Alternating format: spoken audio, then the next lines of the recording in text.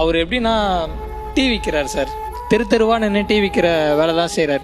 செஞ்சு தான் என்னை அப்படி காப்பாற்றி ஒரு நிலைமை கூட்டதை நானும் எல்லாமே நல்லா இருக்கேன், நல்ல நிலைமையில் இருக்கேன் சார். அம்மா ஒரு சமீப காலத்தில் எனக்கு இறந்துட்டாங்க. அம்மா தான் இறந்துட்டாங்க, அப்பாவை நல்லபடியாக பார்த்துக்கணுன்ட்டு அப்பா பார்த்துக்கும் அப்பாவுக்கு ஞாபக மருதி பிரச்சனை வந்துச்சு சார். எல்லா ஹாஸ்பிட்டலுமே ட்ரை பண்ணிட்டேன். எல்லா ஹாஸ்பிட்டலுமே என்ன சொல்லிட்டாங்கன்னா, அவருக்கு ஏஜ் ரொம்ப அதிகமாகிடுச்சு, அவருக்கு ஆப்ரேஷன் பண்ணுற அளவுக்கு கூட ப்ராப்ளம் கிடையாது, மைல்டாக தான் இருக்குது, இன்னொரு 15 வருஷமோ 20 வருஷமோ தான் இருப்பார், அது வரையும் இந்த டேப்லெட் மூலமாக கொடுத்து நீங்கள் பார்த்துங்க அப்படின்னு சொன்னாங்க. நான் ஒரு பேங்க்கில் வேலை செஞ்சுட்டு இருந்தேன் சார்.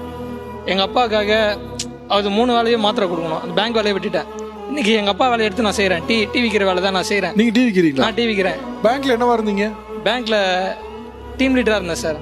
ஏன் விட்டீங்க சார்? அப்பாவுக்கு வந்து 3 வேலை மாத்திரை கொடுக்கணும் சார். என்ன எல்லாமே என்ன சொன்னாங்கன்னா, ஒரு காசு கொடுத்து ஒரு ஆளை வச்சுக்கோங்க, வச்சுட்டு அவங்க மூலமாக பார்த்துங்கன்னு சொன்னாங்க. அம்மா இறந்துட்டாங்க, அவங்க எப்படி பார்த்துப்பாங்க? காசுக்கு வேலை செய்கிறவங்க எப்படி பார்த்துக்க போகிறாங்க? நான் பார்த்துக்கிற மாதிரி வருமா? இப்போ எப்படி அப்பா மேனேஜ் பண்ணுறீங்க சார்? இப்போ நான் டீ கொடுக்க போகும்போது அப்பா கூடவே பைக்லேயே உட்கார வச்சு கூப்பிட்டு போவோம் சார். 4 மனுஷங்களை பார்க்கும்போது கொஞ்சம் மைண்டு ரிலாக்ஸ் ஆகிடுவார்.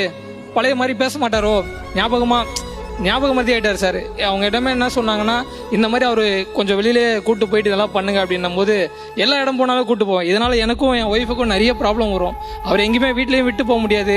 குழந்தை மாதிரி ஏன்பா என்ன எங்கேப்பா விட்டு போகிற இப்படி தான் சொல்லுவார். இப்போ அவர் நினைவு இருக்குல்ல, நல்லா ஃபோக்கஸாக அவருக்கு ஞாபகம்லாம் இருக்கா?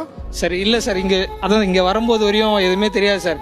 பாப்பா கூப்பிட்டு வரேன், அவர் சாகிறதுக்குள்ளே ஒரு நல்ல எல்லாரும் இத்தனை கோடி பேர் பார்க்குறாங்களே, எங்கள் அப்பா இந்த மாதிரி என்ன பெற்று வளர்த்து ஆளாக்கின அப்பா ஏதோ ஒரு வகையில் சந்தோஷப்படுத்திடக்கூடாது, எங்கள் அப்பா மூஞ்சி எல்லாருக்கும் பார்த்துட மாட்டாங்களா, அந்த ஒரு எண்ணத்துக்காக கஷ்டப்பட்டு கூப்பிட்டு வந்தேன் சார்.